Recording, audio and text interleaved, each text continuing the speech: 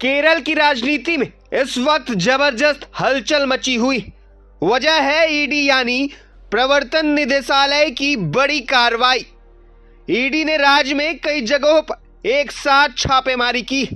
बताया जा रहा है कि जिन ठिकानों पर छापा पड़ा है उनमें पूर्व मुख्यमंत्री और वर्तमान नेता प्रतिपक्ष पिनराई विजयन और उनकी बेटी वीना विजयन से जुड़े ठिकाने भी शामिल हैं।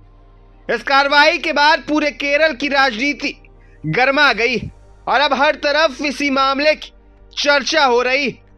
दरअसल मामला करोड़ों रुपए के कथित लेन देन से जुड़ा हुआ है।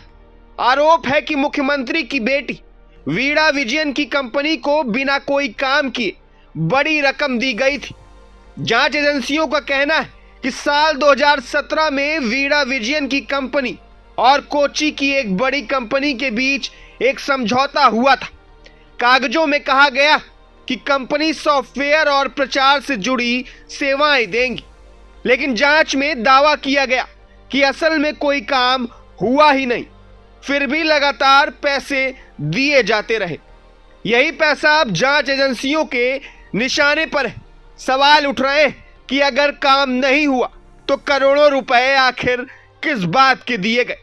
क्या सिर्फ कागजों में समझौता दिखाकर पैसे का खेल खेला गया और क्या इस पूरे मामले में बड़े लोगों को फायदा पहुंचाया गया? अब ईडी इन्हीं सवालों के जवाब तलाश रही है। इस पूरे मामले का खुलासा पहली बार साल 2019 में हुआ था। उस समय आयकर विभाग ने संबंधित कंपनी के दफ्तरों पर छापा मारा था।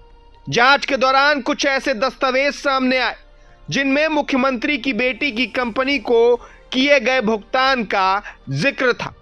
इसके बाद मामला धीरे धीरे राजनीतिक मुद्दा बन गया और विपक्ष लगातार सरकार पर हमला बोलता रहा। मामला बढ़ता गया और फिर केंद्र सरकार ने इसकी गहरी जांच के आदेश दे दिए।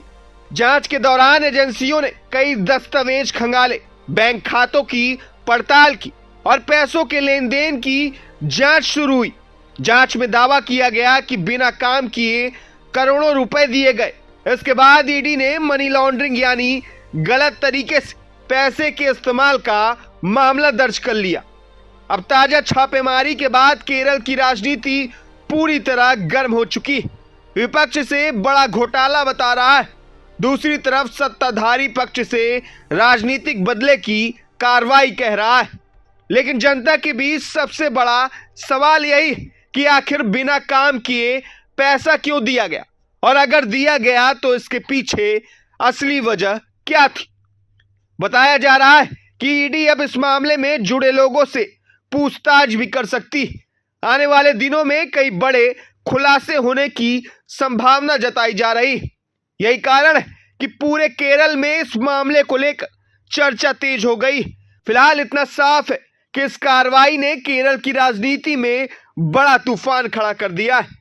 अब सबकी नजर इस बात पर टिकी है कि जांच में आगे क्या निकलकर सामने आता है और क्या इस मामले में और भी बड़े नाम सामने निकल कर आएंगे। प्रभात